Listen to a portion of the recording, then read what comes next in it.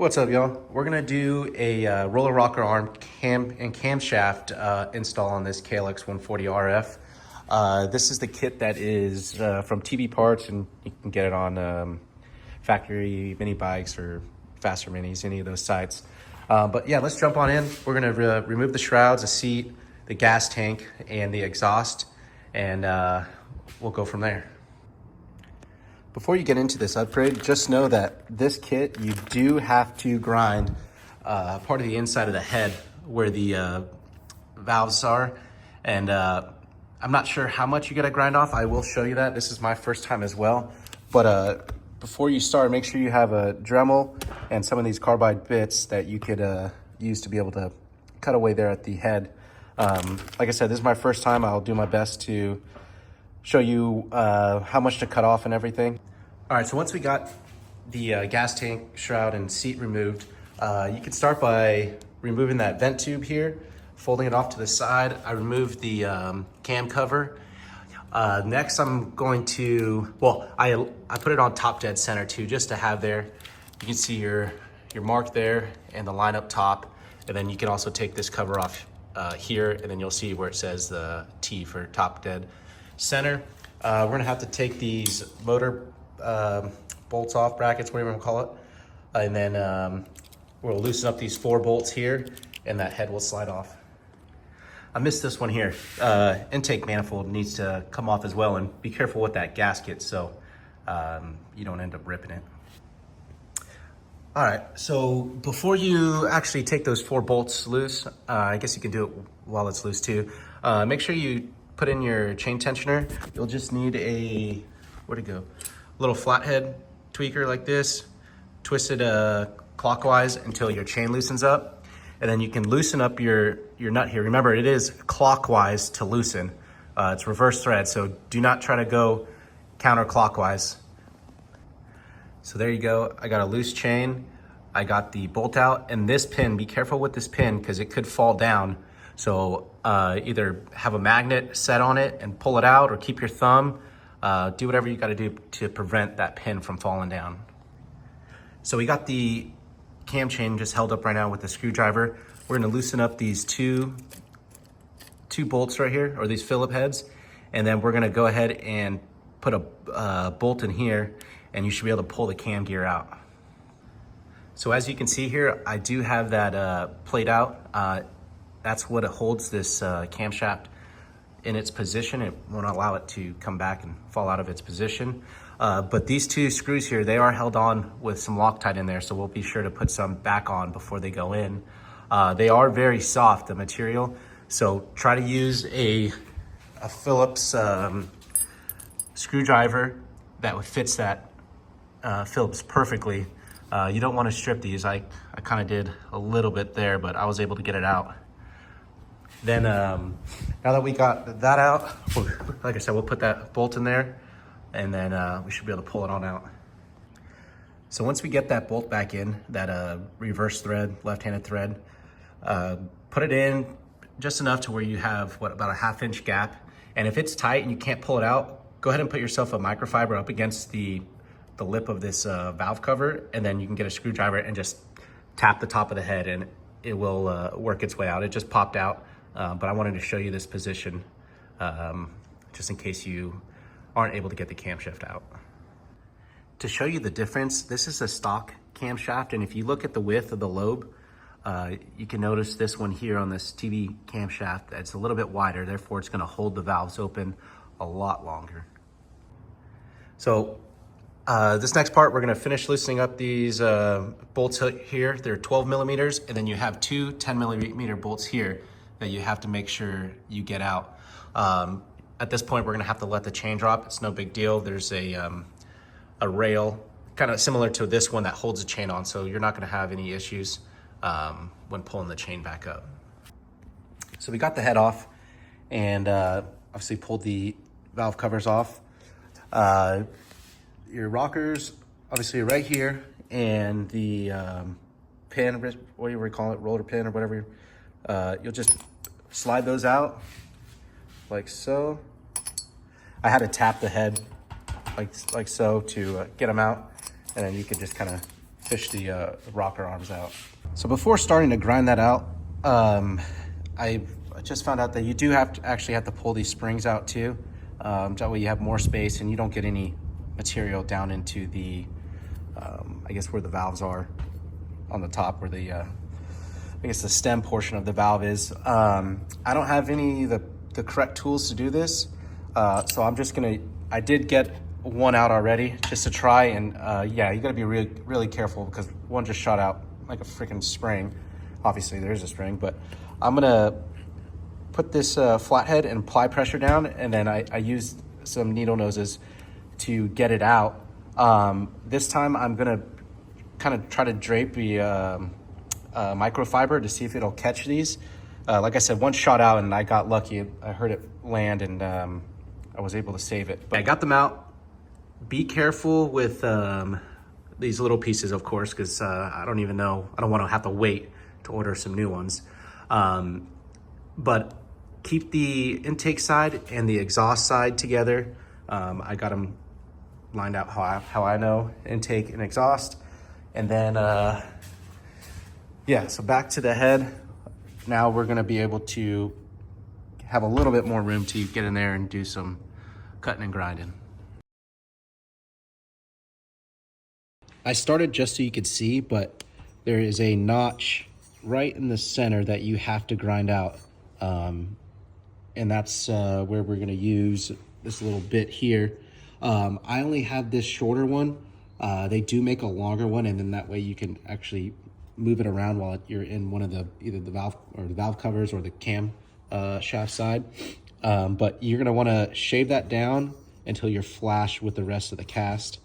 Per the instructions, it says 2/3 flush, but yeah, it pretty much looks like they just grinded it down till it was flat. So I already started, so go ahead and yeah, grind it down until it's flat.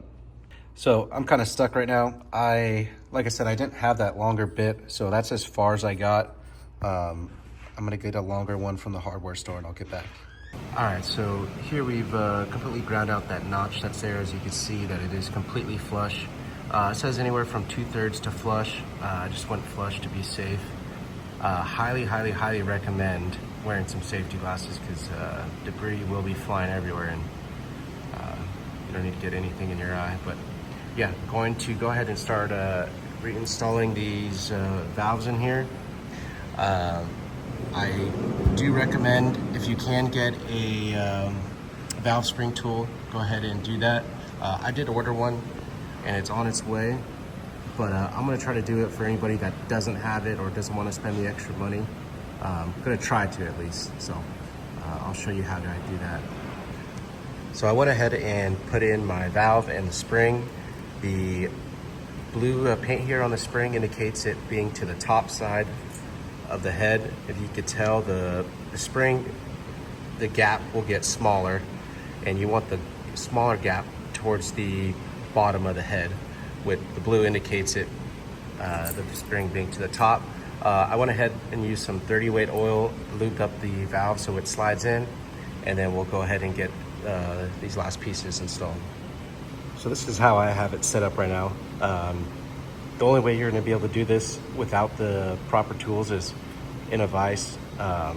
Put a piece of pig mac down so I don't scar up the head at all. But I went ahead and cut up, if you got PVC pipe, you could cut the half off so it's, you know, moon shaped. And as you can see here, I got it pressed against the valve spring, and I went ahead and slid in those keepers. If you have a magnetic screwdriver, it helps out a lot. Yeah, pushed it in, set the keepers, and then slowly spun out opened up the vise. Once you have the keepers in, we're gonna have to sit them now. There's no proper way to check, but what I'm gonna do is just get a 13mm socket and apply pressure to the outs, or to the where the cap is, and just push down on it. That way those keepers can sit or adjust and then sit properly. So once you have those keepers set properly, we're gonna put in our rocker arms. And again, remember you have your exhaust side and intake side just to keep everything in the position it came out of. So we're gonna get some lube on these. We'll slide in these rockers, and then we'll put the pins through. These are the exact same, so there's no intake and exhaust side. No matter which way you flip it, they'll be the same. So I'm finding a little issue here. I got this rocker arm in, and it is hitting the cast right here. I don't think this is a product issue. I think it's a cast issue. So I'm gonna, instead of sanding down the cast, I don't want to get debris all inside again, and especially with the one rocker arm in and the valves in. So I'm just gonna sand down the rocker arm until I can get some clearance there. This one is perfect. You can see it has full movement. But yeah, gonna have to get just sand out on this one. That way it has that full adjustability. So as you can see, I took just enough off to have full clearance. And if you watch this video before you actually start on your project, I would grind the cast, but since I'm in this position right here, I felt comfortable just to take a little bit of material off for that clearance.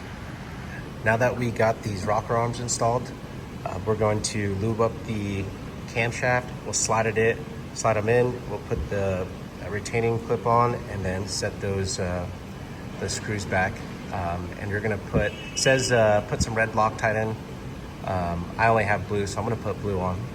When installing this cam, you're gonna want these lobes facing in the downward position. If we have them up, they'll be sat on top of the lobe, and you won't be able to set your valve clearance properly. So we're gonna set those with the lobes facing downwards, and this keyway should be facing up. So I have the camshaft sat in this position. Once I sat it in, I had to use a brass punch and gently tap the camshaft in. Make sure your rocker arms are pushed down so that the rollers are up and the camshaft can slide in. But use a brass punch, that way you don't scar the bearing, and just tap it in very lightly. All right, so we're gonna set the valve springs now, and you obviously need a feeler gauge and 11/32 wrench to tighten it here, as well as some needle noses to hold the screw on top. Per the TB Parts valve spring tolerance, it says to set it to no lower than 3 thousandths. So we're gonna set it to 3 thousandths exactly, and call it good. So with your feeler gauge in place, you want to feel a little resistance, a little drag from that set screw. I just finger tightened the screw in, and I'm going to hold it in place and then tighten it, and then afterwards I will check the clearance again and make sure it's there at 3 thousandths. So as you can see, I have a perfect amount of resistance for 3 thousandths, and if we try to fit 4 thousandths, it won't go in at all. Again, you're gonna do this for the intake and the exhaust side, and once you have those set, we can put those covers back on and get this mounted on the bike. So before we actually set the head in place, make sure your metal gasket's in place there. You have the 2 dowel pins, and you have your pipe there as well. And on that pipe, the hole for it has a washer that's sat inside. You wanna make sure that's all on, and then you can go ahead and throw the head on. Be careful with your chain, try not to lose it, because I just fished it for about 15 minutes to try to get it out, and it was a pain in the ass. So we got it sat. We're gonna go ahead and put our 4 bolts inside and the 2 on the outside. We're gonna torque these to 18 foot-pounds and these 2 on the side to 14 foot-pounds. So now that I got the bolts torqued up, 4 on the top, 2 on the inside, we're going to make sure our T-mark is showing right there for top dead center. And then we're gonna go ahead and install the cam gear, and then make sure that line is matched with that mark there. If you're noticing your cam chain is a little tight, it's probably because your tensioner reset. So go ahead and get your small flathead again and rotate it clockwise until it bottoms out. All right, and when you put this pin in, be very careful. I got the cam gear in place. I stuffed a rag right here, and then I put the pin in. Obviously, make sure this line is marked with this notch, and you can put this bolt in. I ended up just using an impact and did two little ugga-duggas. But yeah, to make sure you're top dead center, line to notch, and you'll see in here that T to that notch mark. Now that we're all squared away with the motor, I'm gonna go ahead and put the cam cover back on, put the intake on. Gonna put the spark plug back in, and then I'll put on the exhaust, and the rest is pretty much self-explanatory. Your vent line, gas line, gas tank, seat, and plastics, and I'll get back to you. So one thing I want to check before we actually complete putting everything on, I want to make sure that the motor will turn over without the piston hitting the valves. So we'll put our 13mm socket on here, and then we'll rotate and make sure nothing comes in contact. If you hear any sort of contact, then you need to stop and check your timing and make sure everything's good. So right off the bat, I noticed how much more quieter it is. You're not hearing so much ticking. The bike feels a lot more smooth, just from riding it in general, and I guess listening to it as well. We're actually going to head to the track right now, and I'll be able to give you a better review on the track experience, and yeah, should have some good valuable information for y'all.